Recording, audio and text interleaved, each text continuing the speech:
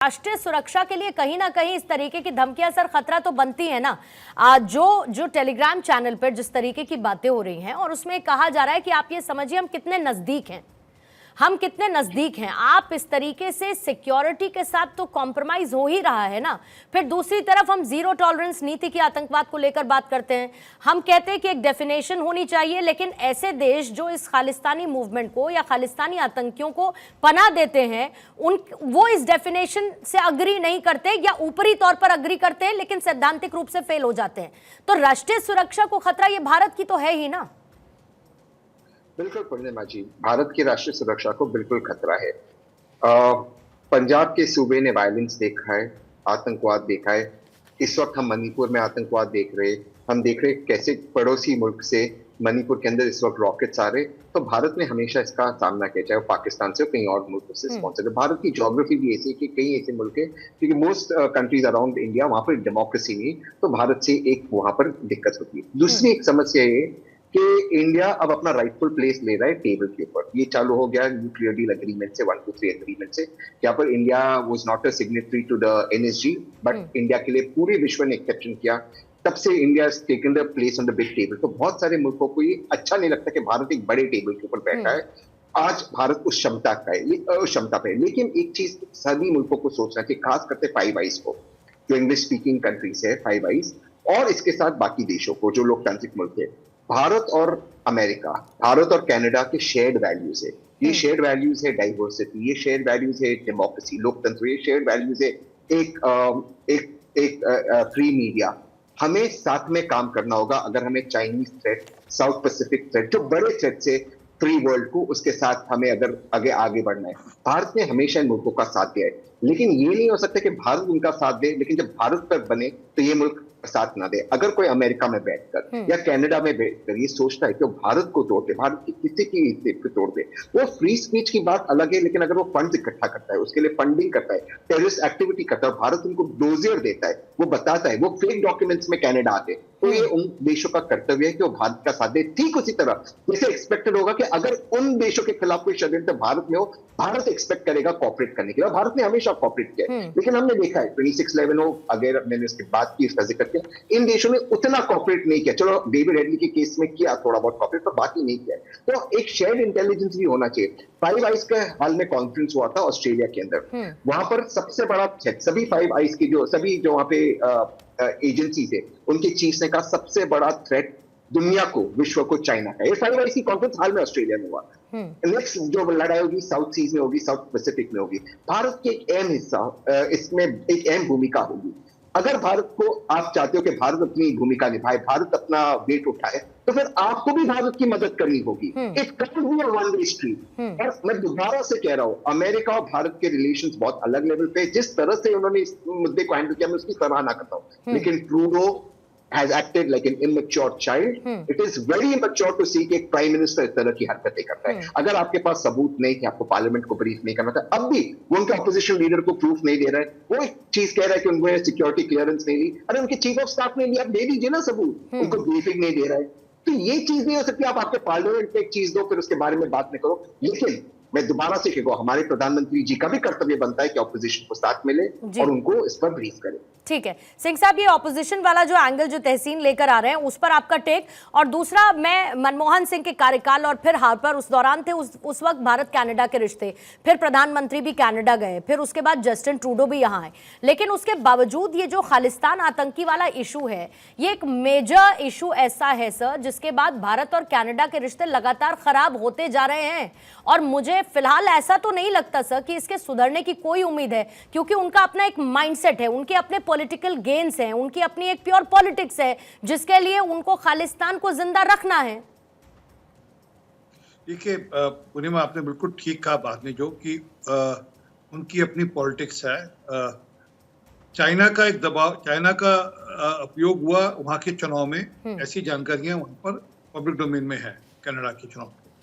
और Justin Trudeau ने उपयोग किया चाइना का चुनाव के लिए। वहां पॉलिटिकल इंटरफेरेंस की कमेटी के सामने पेश होना था ट्रूडो को। उससे पहले वो एक एंगल ने भी उससे पहले सब बवाल खड़ा किया ये, ताकि लोगों का ध्यान इससे हटे कि चाइना का इंटरफेरेंस वहां के चुनाव में हुआ।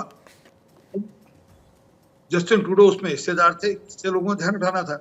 इसलिए भी एक कारण ये भी है। तो क्या कि ये जो राजनीतिक मजबूरियां जहाँ राजनीति के चलते हुए, राजनीति से प्रेरित होकर जस्टिन ट्रूडो कर रहे हैं, अब वो अपने राजनीतिक लाभ के लिए भारत और कनाडा के संबंध खराब करना चाहते हैं।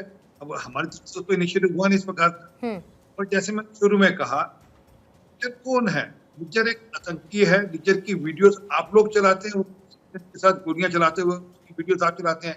तो शरीफ आदमी को, कोई ढंग का आदमी तो कोई बंदूक से गोलियां चलाता है इस प्रकार से मशीन गन से गोलियां चला रहे हैं, AK-47 हाथ में पकड़ी हुई उन्होंने। तो एक आतंकी के समर्थन में इस हद तक चले जाना कि अपने संबंध खराब करना, वो राजनीतिक मजबूरी है। अब ये जब तक ट्रूडो है या उसके बाद भी पता नहीं कैसे होगा, क्या होगा। पर आज की तारीख में लिखता है कि जब तक ट्रूडो है तब तक तो संबंध हमारे अच्छे होने वाले नहीं उनके साथ। हमारे संबंध जिस स्थिति में आज पहुंच गए हैं वहां से बहुत जल्द अच्छे होते दिखते नहीं। ठीक है, जल्दी से। हाँ, तहसीन प्लीज। सिर्फ ट्रूडो साहब नहीं, एक और वहां पे जनाब है जगमीत साहब, वो भी अपने ही दुनिया में रहते।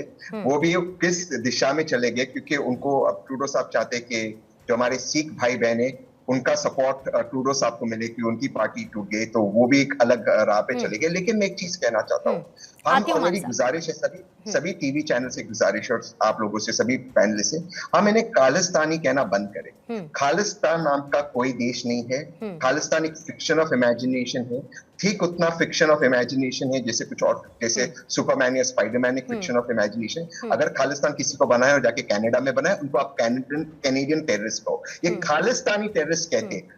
हम खालिस्तान की लड़ाई को लेजिटिमेसी दे रहे। एक भी सिख भाई, चाहे वो कनाडा में रहता हो या वो इंडिया में रहता हो, एक भी सिख बहन खालिस्तान नहीं चाहती। खालिस्तानी शब्द का प्रयोग करना बंद करें। ठीक है, मान साहब एक छोटी सी टिप्पणी करता जी, जल्दी से। एक सेकंड सर, मान साहब 1 सेकंड। हाँ, बोलिएगा सिंह साहब। अगर किसी को मुझे father of Khalistan, so called Khalistan कहना, उसका नाम था जगजीत सिंह चौहान। वो जगजीत सिंह चौहान को हिंदुस्तान में लेकर आया। आकर उसने माना कि भारत से अच्छा देश नहीं है।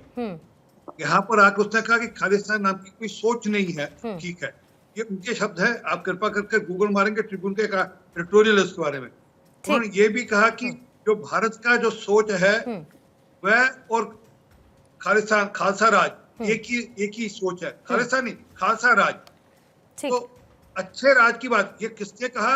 जो जगजीत सिंह चौहान खालिस्तान का फादर ऑफ खालिस्तान का, जिसने खालिस्तान की पूरी सोच को जन्म दिया। और दिया क्यों? क्योंकि उसका भी इलेक्शन रिग हुआ था, वो भी हिंदुस्तान छोड़कर विदेश चला गया। ठीक है, अब 1-1 मिनट का जरा टाइमर रखेंगे क्योंकि लास्ट के 3 मिनट में मैं हूँ। मान साहब आपके पास आती हूँ सर, 1 मिनट का टाइमर। बड़े संक्षेप में बता देता हूँ। मेरी 2-3 बिंदु हैं, 2-3 बिंदुओं में सारी बात क्लियर हो जाएगी। सबसे पहली चीज तो ये है कि भारत ने जब यूक्रेन और रशिया की जंग के बीच में भारत को आगे रखा, भारत का स्टैंड आगे रखा, वो बात कहीं रशिया को, अमेरिका को हजम नहीं हुई। इसलिए ये चीजें जो है निकल के बाहर आ रही हैं। दूसरी महत्वपूर्ण बात, जो शेयर्ड वैल्यूज की बात होती है, ये वो चूरन है जो चुटाया जा रहा है भारतीयों को बहुत लंबे समय से। हमारी और अमेरिका की शेयर्ड वैल्यूज बहुत लिमिटेड हैं। हमने किसी देश पे कभी अटैक नहीं किया, हमने कभी किसी देश की चुनी हुई सरकार को टॉपल नहीं किया, हमने किसी देश के नेता को कभी नहीं मारा। ये भारत की, और जैसे इन्होंने कहा कि न्यू टॉडलर का इन्होंने एक शब्द इस्तेमाल किया कि जस्टिन ट्रूडो न्यू टॉडलर है, तो एक न्यू टॉडलर भारत में भी हैं जिनके बयानों को खुद गुरपतवंत पन्नू ने इस्तेमाल किया और कहा कि देखिए कि भारत के जो विपक्ष के नेता हैं वो भी इस बात को मानते हैं कि सिखों के ऊपर भारत में खतरा है, इसलिए हमारे को एक अलग देश चाहिए। तो एक टूल किट के तहत ये काम किया जा रहा है, और जिसमें मैं ये समझता हूँ कि अगर आपका पैर फिसल जाए तो आप संभल सकते हैं, अगर आपकी जुबान फिसले तो संभलना बड़ा मुश्किल हो जाता है। आपका ठीक है, JK त्रिपाठी सर। देखिए, मैं तो ये मानता हूं कि कनाडा में जो भी ये कर रहे हैं ट्रूडो, जस्टिन ट्रूडो, ये एक बहुत ही इमेच्योर माइंड का संकेतक है। और कनाडा से हमें ट्रूडो को अलग करके नहीं देखना चाहिए, अलग करके देखना चाहिए, क्योंकि ट्रूडो जो कर रहे हैं वो सिर्फ अपने लिमिटेड फायदे के लिए कर रहे हैं। वो शायद 1 साल बाद वो भी नहीं रहे। दूसरी चीज है, मैं ये बात मानता हूँ कि हमें खालिस्तानी नहीं कहना चाहिए, क्योंकि खालिस्तान कहीं है नहीं।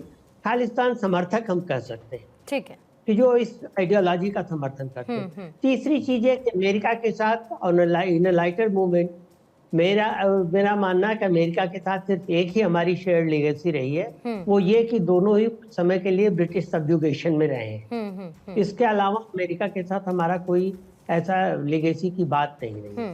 हाँ, एक चीज और मैं ये कहना चाहूंगा कि अभी भारत जिस स्टैंड पे कायम है, इस मामले में उस स्टैंड पे कायम रहना चाहिए, क्योंकि अगर हम तो हमेशा के लिए झुका दिए जाए। हाँ, ठीक है सर। और मुझे याद है कि इससे पहले भी भारत का स्टैंड यही क्लियर था कि जो रिश्ते भारत और कनाडा के बीच खराब हुए उसके लिए जस्टिन ट्रूडो ही जिम्मेदार है। ये बहुत क्लियर एंड लाउड कहा गया था। सेठी साहब, जल्दी से क्लोजिंग कमेंट आपसे लूंगी सर।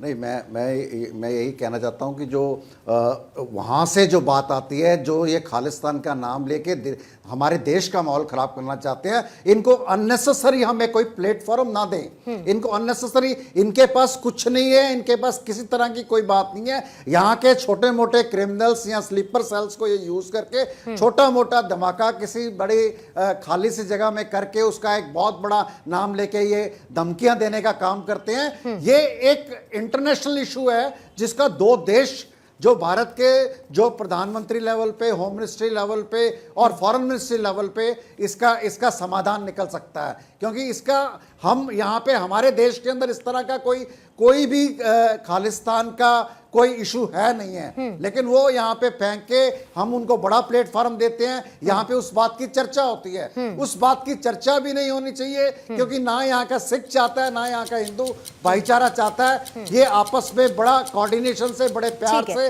सब लोग रह रहे हैं। सेठी साहब, लेकिन लगातार अगर इस तरीके की धमकियां आएंगी, बम से प्लेन को उड़ाने की, या फिर पूरी तरीके से शटडाउन ऑपरेशन कर देने की, या दिल्ली तक ब्लास्ट की अगर खबरें आएंगी और उसमें अगर खालिस्तानी आतंकियों का नाम आएगा, तो उस पर चर्चा करना, क्योंकि खुद आपने कहा कि राष्ट्रीय सुरक्षा से जुड़ा हुआ मसला है, तो इस पर चर्चा करनी भी जरूरी हो जाती है।